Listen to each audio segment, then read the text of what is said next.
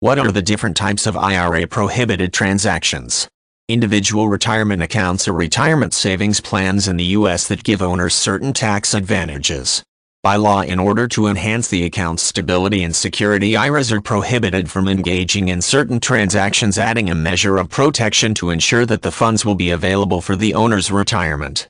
These IRA prohibited transactions target not only the types of investments that can be made but also the people or organizations that are parties to transactions with an IRA.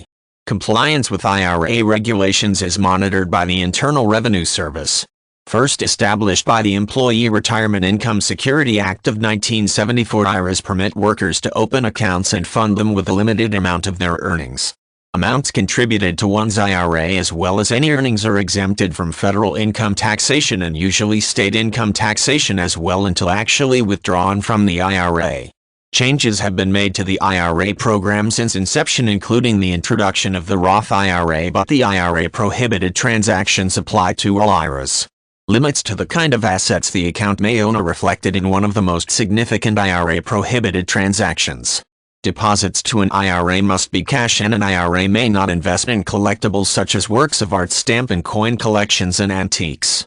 Some precious metals may be purchased by an IRA as long as they meet certain qualifications. IRAs are strictly prohibited from purchasing life insurance.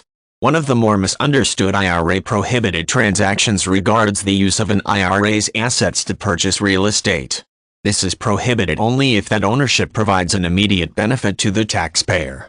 For example, an IRA owner may not use the IRA's assets to purchase his own residence even if he then makes rental or mortgage payments to the IRA. Real estate may be owned by an IRA if the owner doesn't benefit from it, such as an apartment complex whose residents pay their rent directly into the IRA. The IRA's owner may not act as a paid property manager, however. Another misunderstanding arises over the power of the IRA custodian to prohibit transactions. The Internal Revenue Code is very clear, though specifically granting custodians the authority to establish more restrictive transaction policies.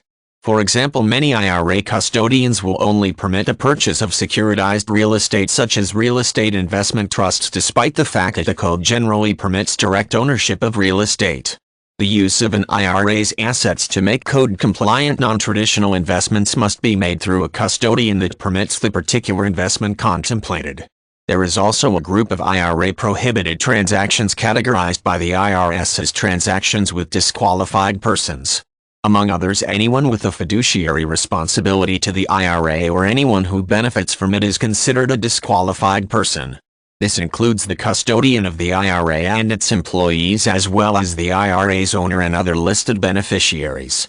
The relatives by blood or marriage of disqualified persons are also disqualified.